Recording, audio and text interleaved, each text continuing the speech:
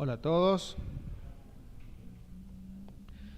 En esta mañana vamos a seguir con el tema de la iglesia y vamos a estudiar y desmenuzar algunos aspectos, 5 principios de un versículo fundamental para la vida de la iglesia y que muchas veces es mal interpretado. Y debido a esa mala interpretación, bueno, es que tenemos diferentes ramas, o la Iglesia Popular entiende el papado, ¿no? Bien, vamos a leer Mateo 16. Mateo 16, vamos a leer desde el 13 al 18. Mateo 16, del 13 al 18. Le voy a pedir a Gustavo si me lo puede ayudar con la lectura. Viniendo Jesús a la región de Cesarea de Filipo, preguntó a sus discípulos diciendo: ¿Quién dicen los hombres que es el Hijo del Hombre? Ellos dijeron: unos Juan el Bautista, otros Elías y otros Jeremías, o alguno de los profetas. Y les dijo: ¿y vosotros, quién decís que soy yo? Respondiendo Simón Pedro dijo: Tú eres el Cristo, el Hijo del Dios viviente. Entonces le respondió Jesús: Bienaventurado eres, Simón, hijo de Jonás, porque no te lo reveló carne ni sangre, sino mi Padre que está en los cielos. Y yo también te digo que tú eres Pedro, y sobre esta roca edificaré mi iglesia, y las puertas del Hades no prevalecerán contra ella. Bien. Entonces Jesucristo le pregunta a sus discípulos qué pensaban las personas que era él, y hace el comentario los discípulos, y después les pregunta, bueno, ¿quiénes dicen ustedes que soy yo? Y ahí Pedro hace esta declaración, que es el fundamento, donde él le dice que tú eres el Cristo, el Hijo del Dios viviente, ¿no? Y veíamos con Martín, entre las cosas que mencionaba en los domingos pasados, que Cristo es el fundamento de la iglesia.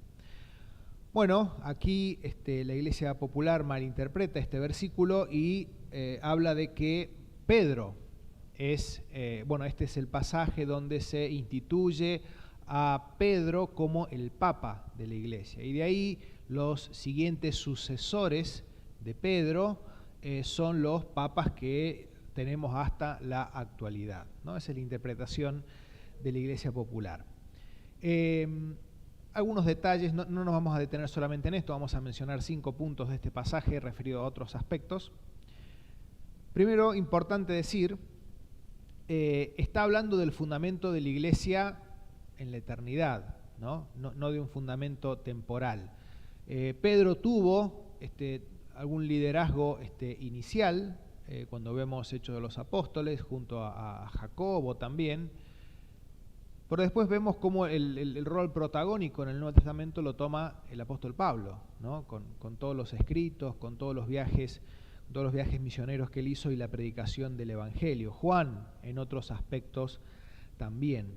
De hecho, Efesios 2:20 habla de que la doctrina de los apóstoles y la enseñanza de los profetas son fundamento encima del fundamento que es Jesucristo. Eran muy importantes, pero no eran la roca sobre la cual se edifica la iglesia.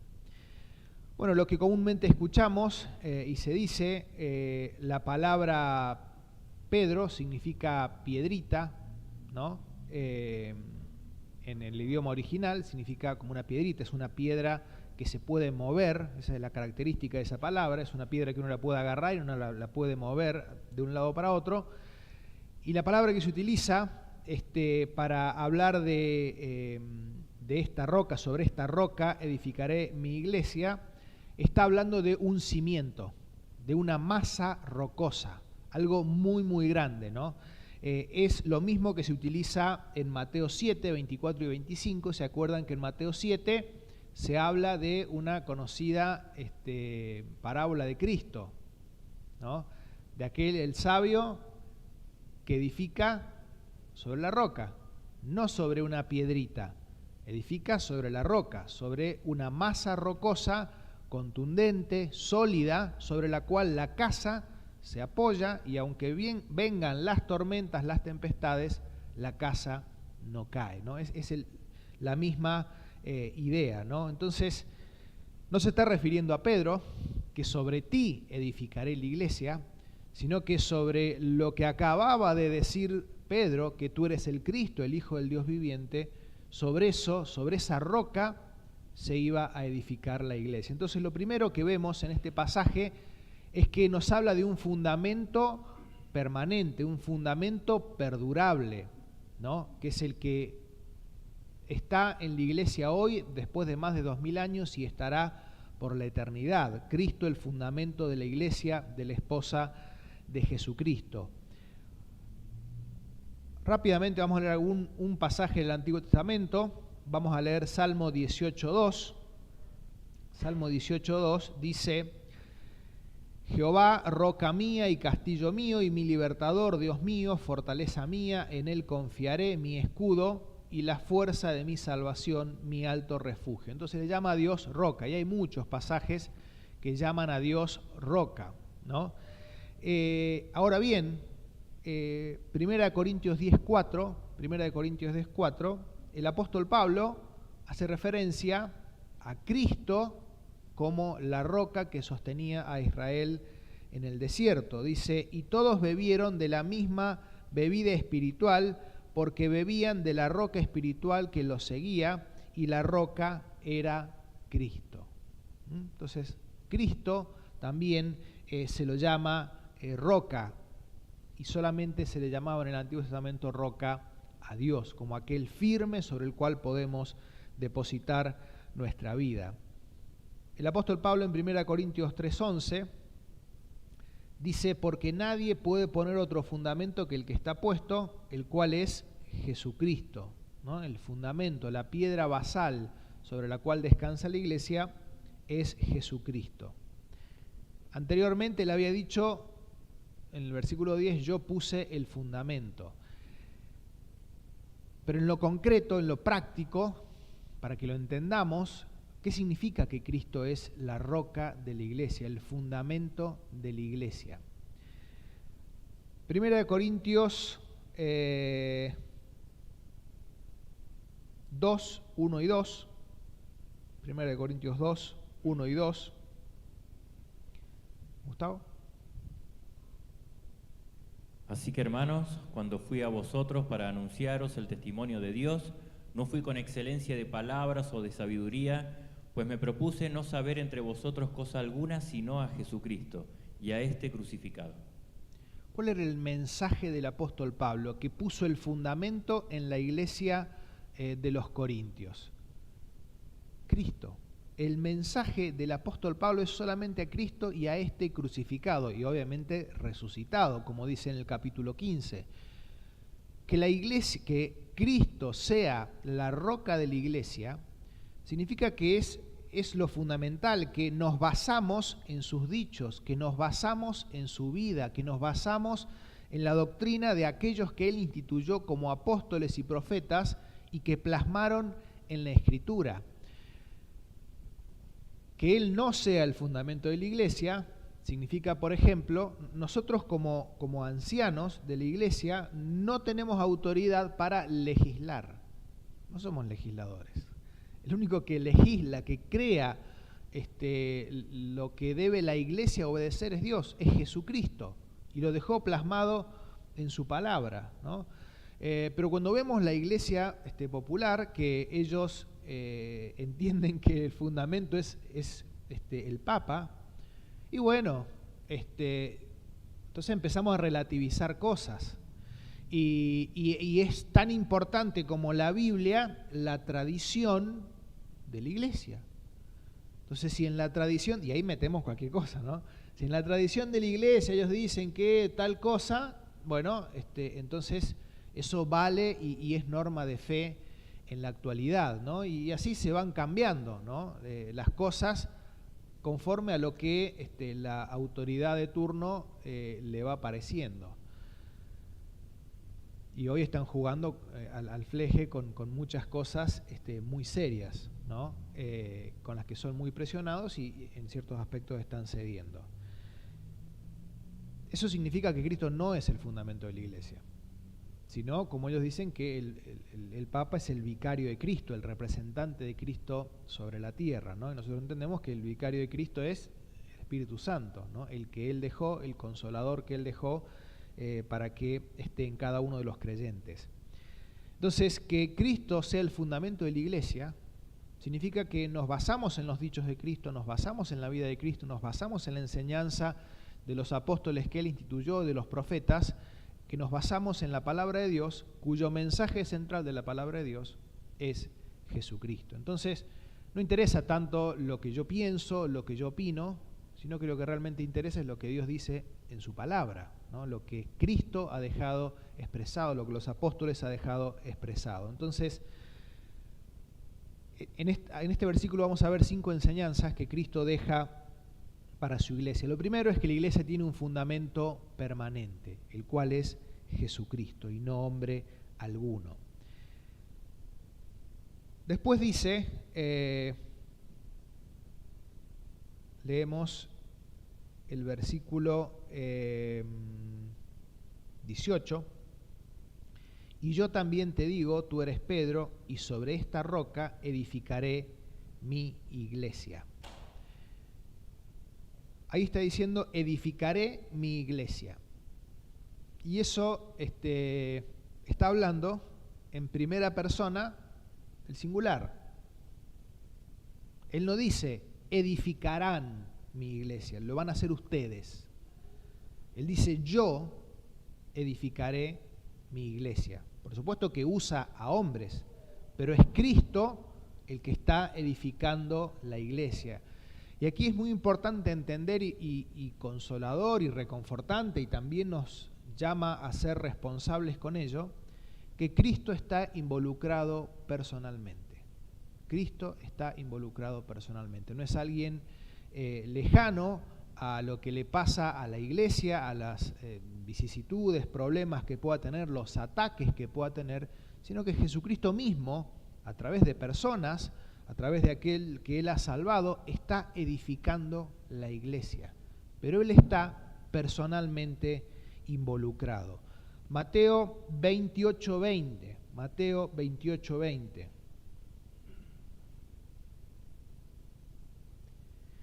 Bueno, aquí está dando la gran comisión. Dice, enseñándoles que guarden todas las cosas que os he mandado, y he aquí yo estoy con vosotros todos los días hasta el fin del mundo. Amén. Todos los días está Jesucristo con su pueblo, en lo personal y también como congregación, porque Dios vela por aquellos que Él ha salvado. Jesucristo dio su vida, es altísimo el costo que Él pagó. Entonces Él vela por cada iglesia, por cada congregación. Él vela para que la iglesia esté haciendo lo que debe hacer, ¿no?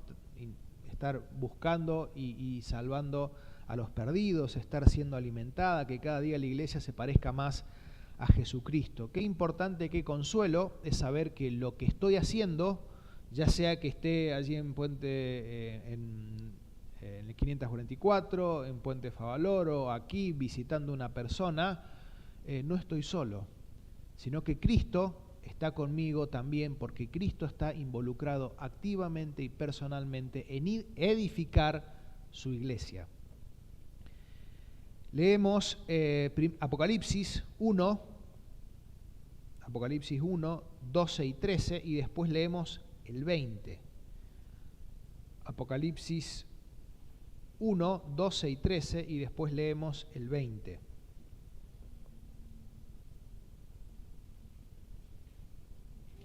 Me volví para ver la voz que hablaba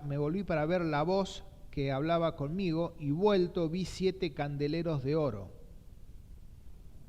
Y en medio de los 7 candeleros, a uno semejante al Hijo del Hombre, está hablando de Jesucristo, vestido de una ropa que llegaba hasta los pies y ceñido por el pecho con un cinto de oro. Bueno, decimos, estas figuras no las entiendo, pero fíjense lo que dice el versículo 20. El misterio de las 7 estrellas que has visto en mi diestra y de los 7 candeleros de oro. Las 7 estrellas son los ángeles de las 7 iglesias y los 7 candeleros que has visto son las 7 iglesias, ¿no? Bueno, los ángeles o los mensajeros a las iglesias, pero dice y los candeleros son las 7 iglesias. ¿Y cómo estaba él en el versículo 12 y 13? En medio de las iglesias. Y él estaba observando, y él observaba mucho.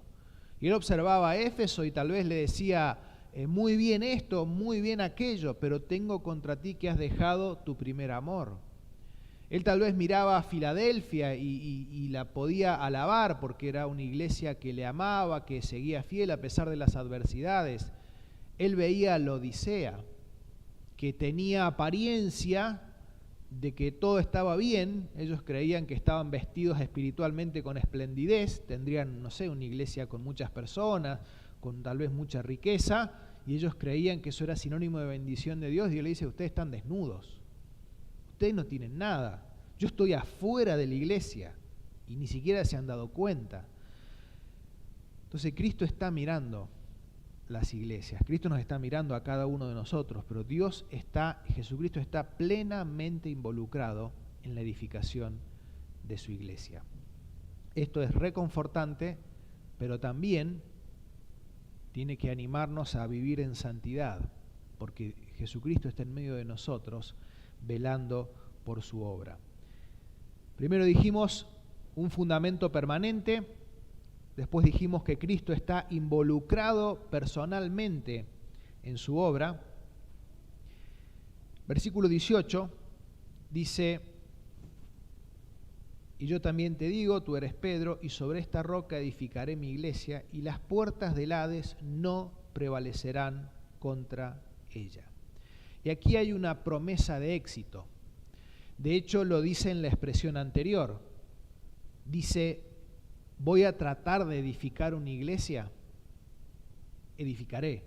Es algo que va a pasar, edificaré mi iglesia. Y dice aquí, y las puertas del Hades no prevalecerán contra ella.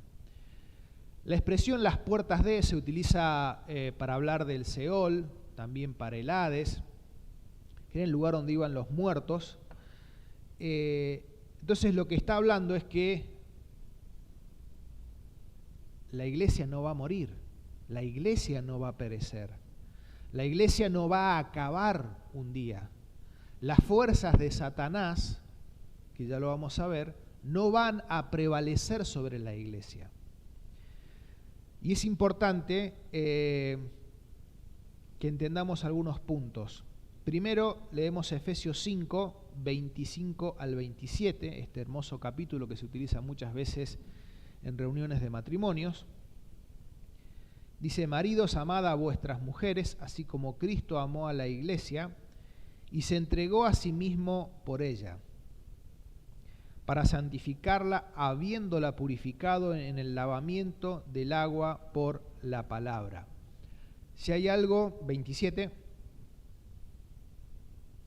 a fin de presentársela a sí mismo una iglesia gloriosa, que no tiene mancha ni arruga ni cosa semejante, sino que fuese santa y sin mancha.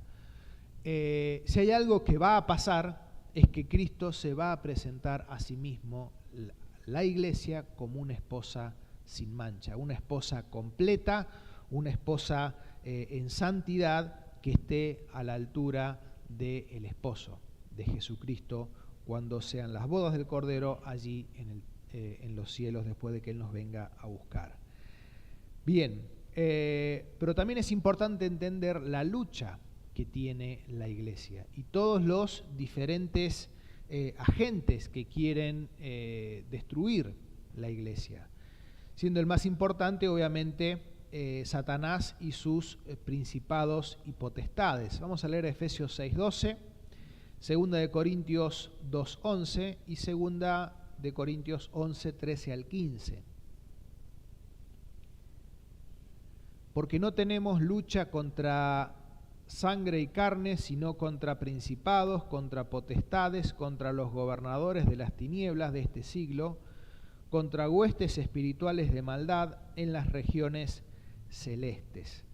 Este texto es muy importante porque nos ayuda a enfocarnos dónde está el enemigo, ¿no? Y el enemigo es Satanás y sus huestes, ¿no? Que están continuamente queriendo derribar a la iglesia, continuamente queriendo derribar a los creyentes, ¿no? Que Dios sea blasfemado, que Dios sea menospreciado, porque Él logra su cometido con los creyentes o con la iglesia. Y el tener identificado correctamente el enemigo hace que usemos las armas correctas para ese enemigo, ¿no?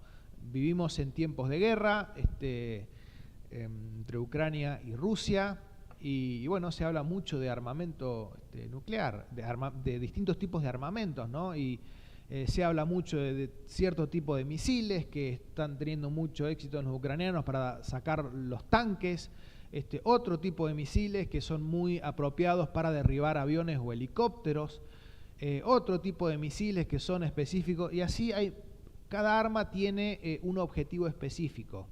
Es importante que entendamos cuáles son nuestras armas, entendiendo cuál es el enemigo y cuáles son sus tácticas. Y por eso es que en Efesios 6 nos habla de que tenemos que ponernos toda la armadura de Dios, no con nuestras armas carnales, como dice el apóstol Pablo allí en Corintios, sino con la armadura de Dios, ¿no? Con la fe, con la santidad, con la palabra de Dios, con todo lo que se menciona allí en Efesios capítulo 6. Segunda de Corintios 2:11, bueno, está hablando aquí el apóstol Pablo de restaurar a un hermano y dice, para que Satanás no gane ventaja alguna sobre nosotros, pues no ignoramos sus maquinaciones. Y es muy interesante lo que dice el apóstol Pablo. La palabra maquinación es el fruto de un pensamiento bien elaborado. ¿Se acuerdan que dice el apóstol Pedro allí en 1 de Pedro capítulo 5 sobre el diablo, cómo anda? Como león rugiente, pero ¿qué más? Buscando a quien devorar. Entonces, Satanás y sus huestes empiezan primero deambulando, empiezan mirando, empiezan observando, como las manadas de leones, en general, distintas manadas, ¿no? Identifican aquella que es la cría que recién ha nacido, identifican al enfermo, identifican al animal viejo, y a ese es al que le van a atacar, ¿no? Y dice que Satanás anda como león rugiente buscando a quien devorar. Y ese es un llamado de atención poderoso para todos nosotros para buscar la comunión con el Señor. Pero dice aquí que primero empieza a buscar a quien devorar y después empieza a maquinar. ¿Y qué es maquinar? Empieza a pensar cómo puede destruir esa vida, cómo puede hacer caer a ese hermano o a esa hermana o a esa iglesia. Y Satanás no es un improvisado, maquina, tiene pensamientos elaborados sobre cómo hacer una sucesión de pasos para llegar a destruir una vida o una iglesia. Y eso el apóstol Pablo no lo ignoraba.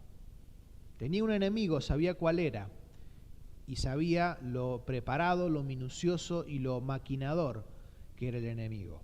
Segunda de Corintios 11, 13 al 15.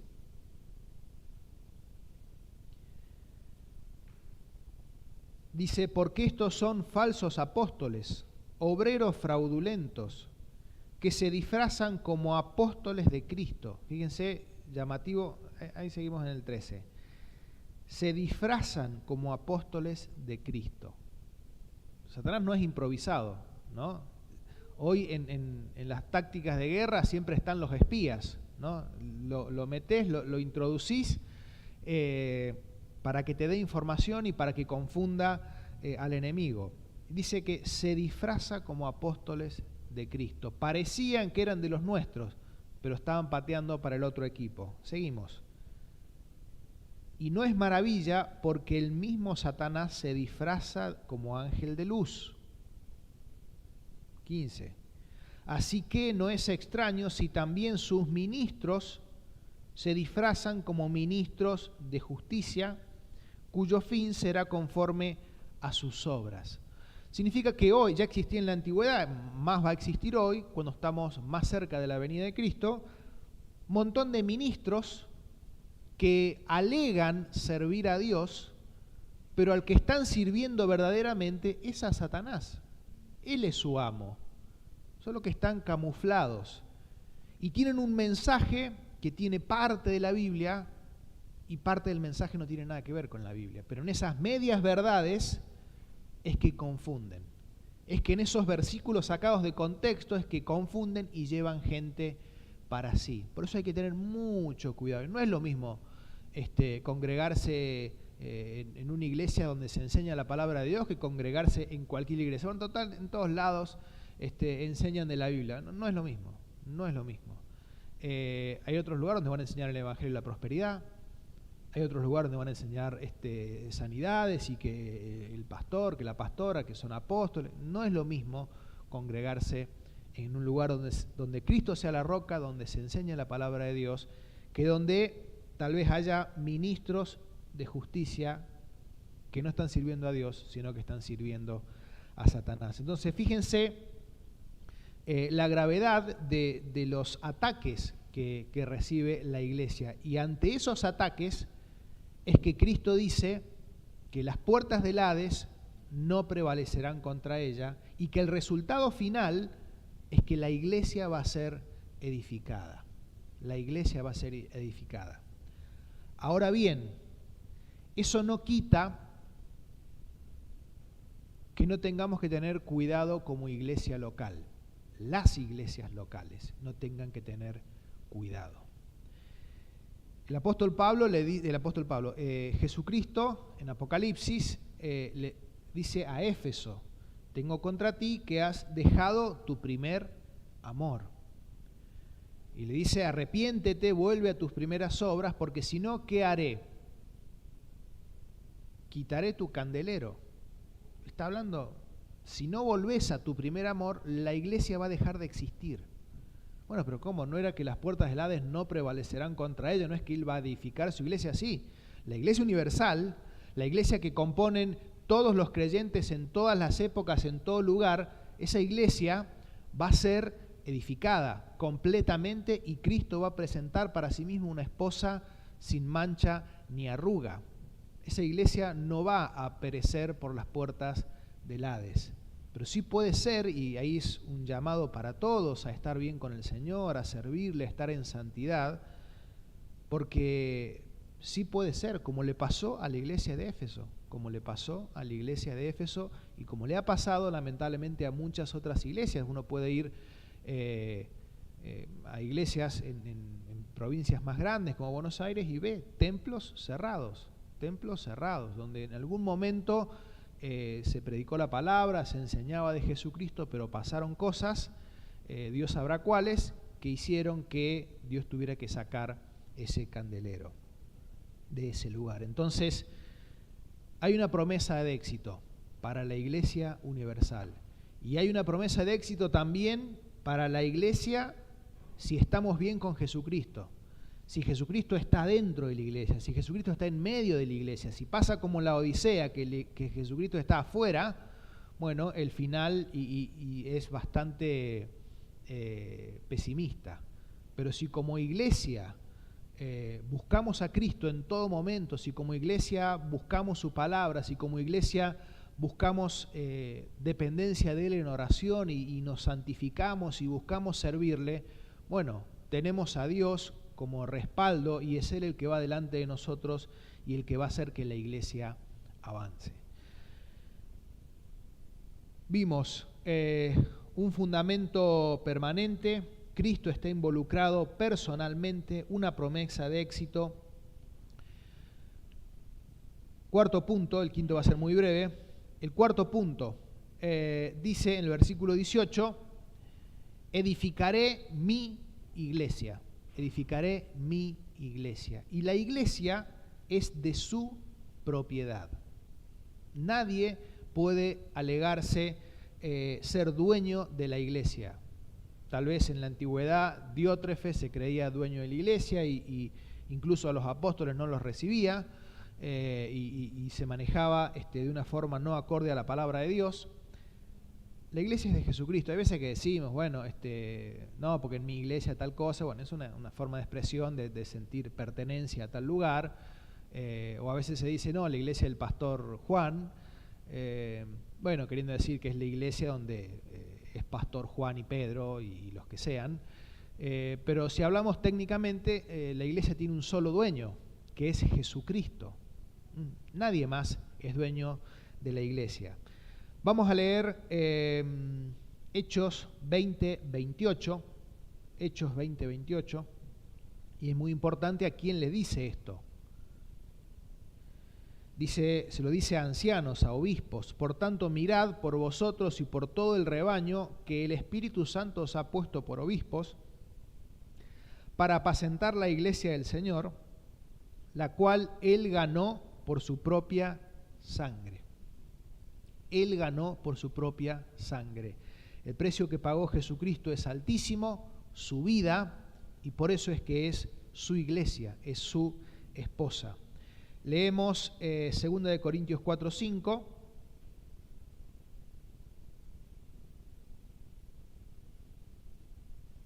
Porque no nos predicamos a nosotros mismos, sino a Jesucristo como Señor, y a nosotros como vuestros siervos por amor de Jesús, ¿no?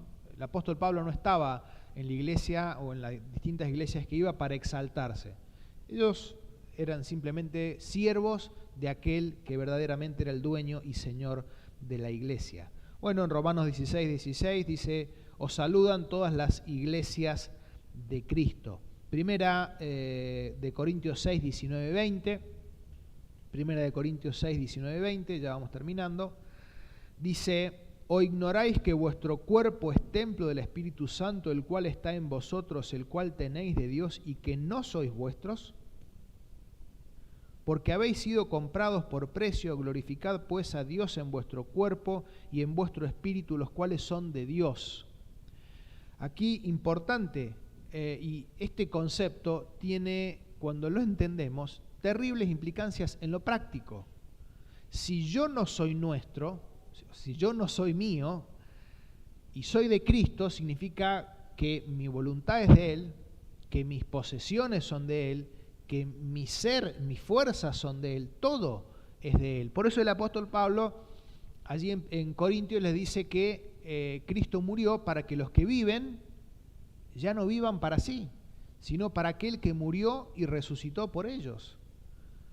Entonces es importante en lo práctico entender que hemos sido comprados, que somos propiedad de Cristo, que es su iglesia. Bien, entonces dijimos un fundamento permanente, Cristo está involucrado personalmente, hay una promesa de éxito para la iglesia en su total como Jesucristo y un llamado de atención para las iglesias porque Cristo está muy involucrado.